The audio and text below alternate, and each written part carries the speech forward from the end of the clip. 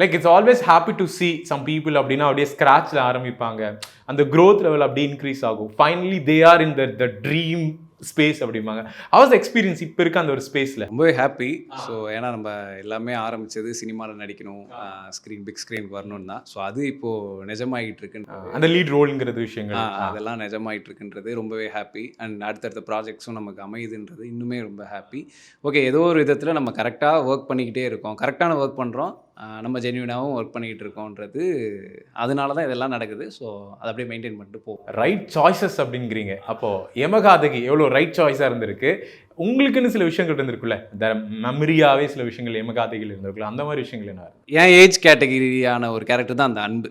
So அவனும் ஒரு 27 year ஒரு மேல், ஊரில் இருக்க ஒரு பையன். ஸோ அவங்களுக்கு என்ன மாதிரி ஐடியாலஜிஸ் இருக்கும், என்ன மாதிரி இதெல்லாம் இருக்குமோ அதெல்லாம் இருக்கிற ஒரு கேரக்டர் தான். ஈஸியாக கனெக்ட் ஆகிடுச்சு. அதான் அது பண்ணுறப்போ ஆப்வியஸாக நம்ம அவங்களோட கனெக்ட் ஆகிடுவோன்ற ஒரு ஹாப்பினஸ் இருந்துச்சு.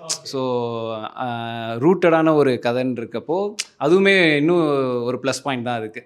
ஸோ அது போக இதில் இருந்த அந்த ஒரு எக்ஸைட்டிங் எலமெண்ட் வந்துட்டு ரொம்பவே அதுதான் பெரிய காரணம். ஏன்னா நம்ம அதை தேடுவோம், நம்ம ஒரு ஆடியன்ஸாக பார்க்குறப்ப என்ன இந்த படத்தில் என்ன இருக்குது, இந்த ட்ரெய்லரில் என்ன இருக்குது, நம்ம ஏன் அந்த படத்தை பார்க்கணுன்னு இருக்கப்போ ஓகே, ஒரு பணம் வீட்டை விட்டு போக மாட்டேதுன்றதே அதுக்கப்புறம் என்ன ஆக போகுதுன்ற ஒரு க்யூரியாசிட்டி லைக் ஸ்கிரிப்ட் படிக்கிற போது இருந்துச்சு. அஸ் ஆடியன்ஸ் பாயிண்ட் ஆஃப் வியூலையுமே எனக்கு இது இருந்துச்சு.